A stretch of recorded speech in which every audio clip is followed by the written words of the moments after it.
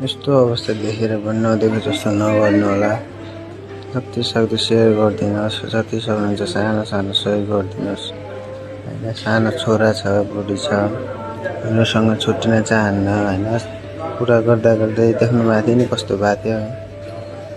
सबैजनाले सक्दो सेयर गर्नु, सबैसँग पुर्याइदिनु होइन। अहिलेसम्म कोही पत्रकारसम्म पनि पुगेको छैन। यो हालतमा कसरी अब यहाँ डाक्टरले अर्को ठाउँ लग भन्छ, यो हालतमा म कहाँ लगेर जाम भन्न त। उठ्न सक्छ, न आफै खाना खान सक्छ, एक पाइलो फाल्न सक्छ। यस्तै बिरामी लगेर म कहाँ जाम भन्न त। यहाँबाट लैजाऊ अर्को ठाउँ, यहाँ अपरेसन हुँदैन भन्छ। यसरी रुँदा देखेर नदेखे जस्तो नगर्नु होला। सानो छोरा छ, छोराको मुख हेरेर भए पनि सक्दो सेयर गर्नु, सबैसँग पुर्याइदिनु होला।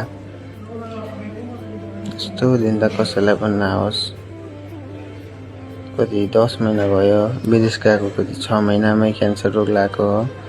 अनि विदेश जाँदाखेरि दलालीले के गरी पठाए थाहा छैन। अनि मैले केही पनि गर्दैन, उतै गाली गर्छ भन्ने कुरा गर्थ्यो। त्यसपछि हामी त्यतिकै पुरा सीमित भइसक्यो। अब के गरी पठाए, कसरी पठाए थाहा छैन। अहिले ज्यान पनि दाउमै छ, ज्यान बस्ने कि होइन त्यो पनि थाहा छैन।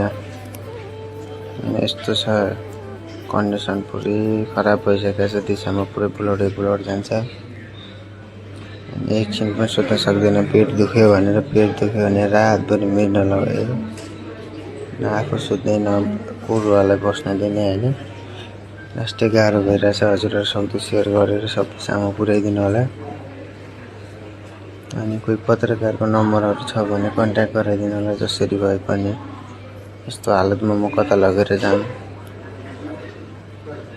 यस्तो बिरामी रुँदा पनि देखेर पनि नदेखे जस्तो नगर्नु होला। हजुरहरू सक्दो सेयर गर्नु होला। अनि भिडियो हाल्नलाई 10 महिना भयो, अहिलेसम्म पनि कोही पत्रकारको ध्यान नै छैन। यस्तो हालत हुँदा पनि होइन, मान्छेले कस्तो नराम्रो कुरा यस्तै फैलाउँछ। राम्रो कुरा त कसैले फैलाउँदैन, कसैको कानमै पर्दैन।